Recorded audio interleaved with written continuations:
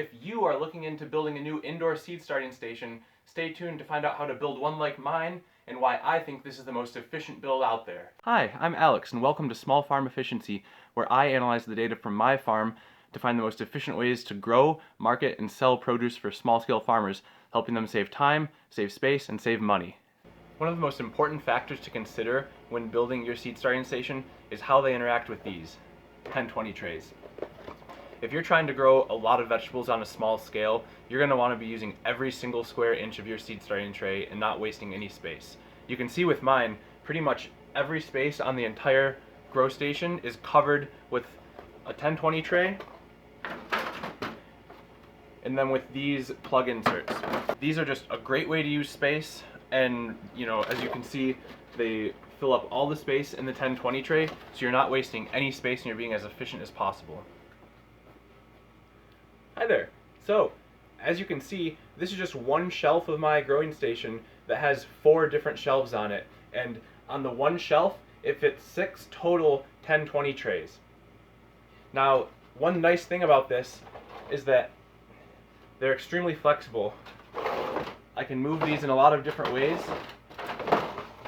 and they fit perfectly.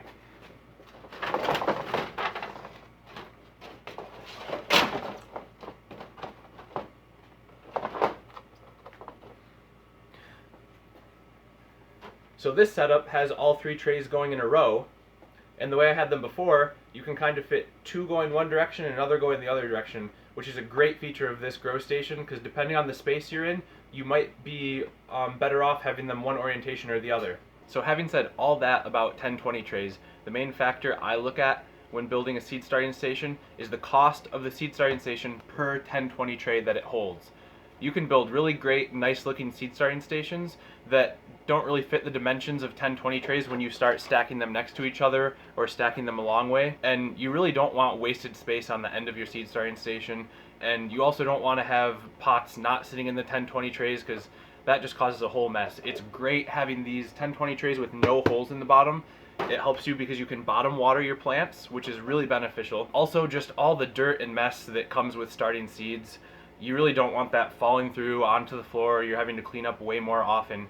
It's great to just have the 10-20 trays catch all of that, and then once you're moving your seedlings out and transplanting them into the garden, you just dump these outside and wash them out and you're good to go. Alright, so to build your seed starting station, you're going to need a few things. First, you're going to need 2 of these HDX shelving units. You can grab these at Home Depot. Sometimes they're on sale for $50 each, but the normal price is $55. You're also going to need 12 of these T5 4-foot long LED light fixtures. These are a great thing to start with. They're relatively cheap, they work well, they get the job done, and you're not going to break the bank getting super expensive lighting. And then the last thing you're going to need are just 24 zip ties. You don't actually need them. Usually when you get those LED T5 light fixtures, they come with something to attach them. But I just find zip ties are way easier. You don't have to mess around with the hardware that's required, and I just like using zip ties. Alright guys, so let's get building. I've got all my supplies here. Here's the 2 HDX shelving units. I've got all my lights over here and some zip ties over on the table. So first thing you're going to want to do is set up both shelving units. Now, this is pretty straightforward. There's these little caps and bottoms. You're going to want to grab the ones with holes in them, get the 4 of those out. Those are for the bottom on the base. The other 4 go on top. So these you can just shove into the bottom of any one of the shelves.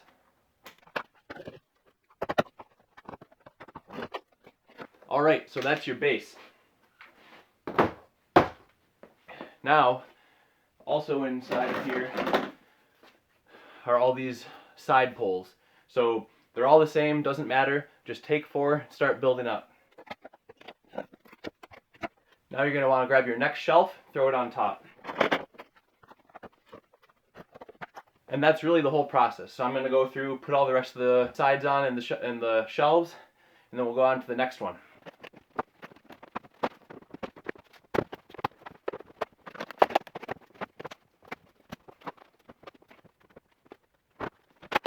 So Just so you guys know, it can help to have a rubber mallet. Sometimes these holes don't line up perfectly with the sides, the poles.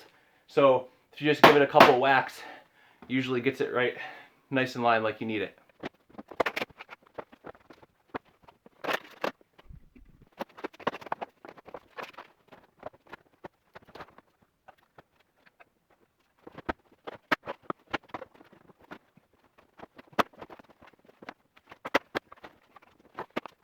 Alright, so here we are.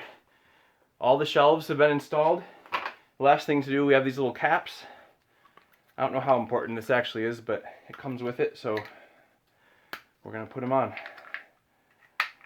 Now these just go right on top. You can't see, but you can feel the hole. Just put them in there.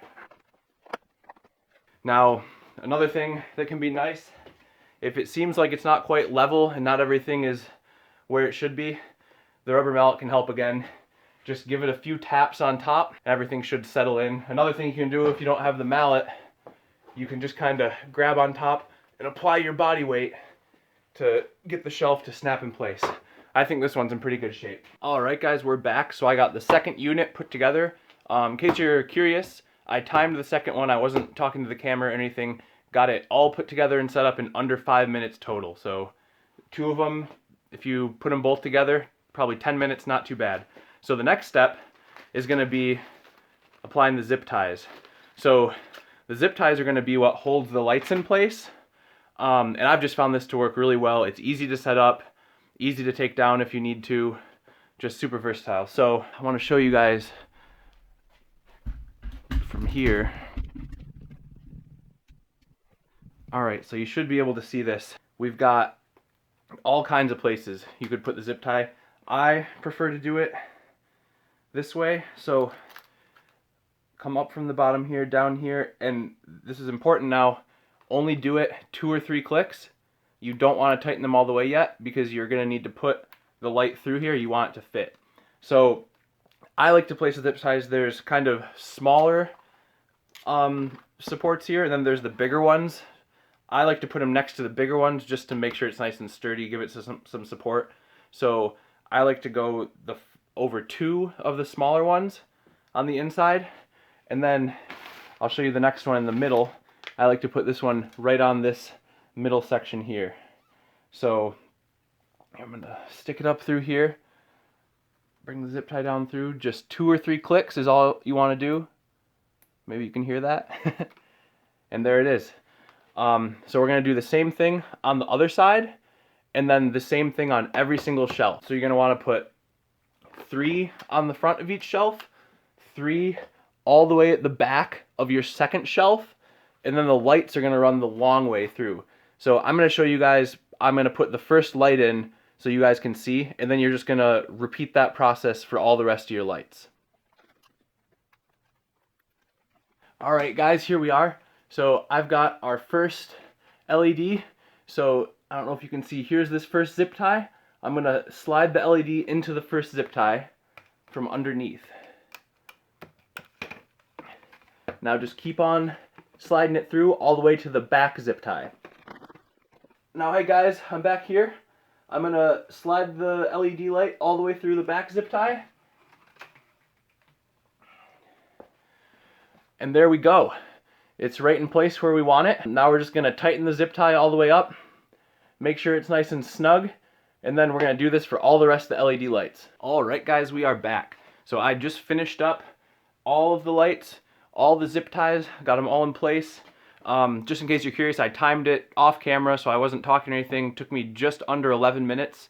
So total time so far, just building this, 21 minutes. Not too hard, not too long. Next step is wiring the lights. So it really depends on what you want to do here in your context. I like to wire the top 2 racks together and then the bottom 2 racks together, so I'll have a switch for each. If I'm growing just, you know, the top 2 racks, I can leave the bottom off.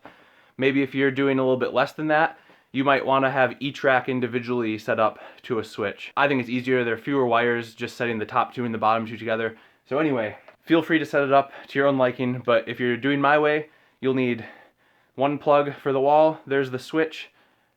This end goes into the light, so be mindful of where you want to put this, where it's going to be plugged in, all of that. You want the plug to be coming out of the light that's closest to the plug, or else you're gonna have a mess with your wires. And of course you can just unplug it and redo it, but think about it first so you're not wasting time. For sake of demonstration, this plug that will go into the outlet, I'm gonna put right here.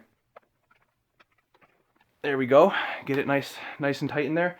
So now you just have to use these connector cables. So this light is gonna have the power. We wanna get that power to the middle light and the end light.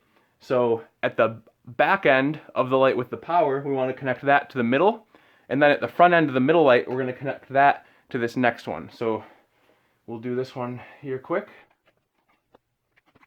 And then I'm gonna grab another one and go ahead and do the same thing in the back. All right, simple enough. So now the next thing, this light in the back, we can bring it down to the light below it and then wire these lights together. So it's gonna go down, come out here. So this light here, I can connect to this one. And now I'm gonna go to the back, bring this one down from the top to the bottom.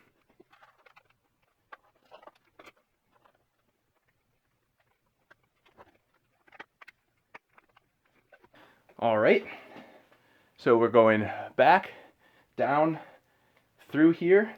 The last step to do is gonna go to the back of the middle light and connect it to the end of the final light.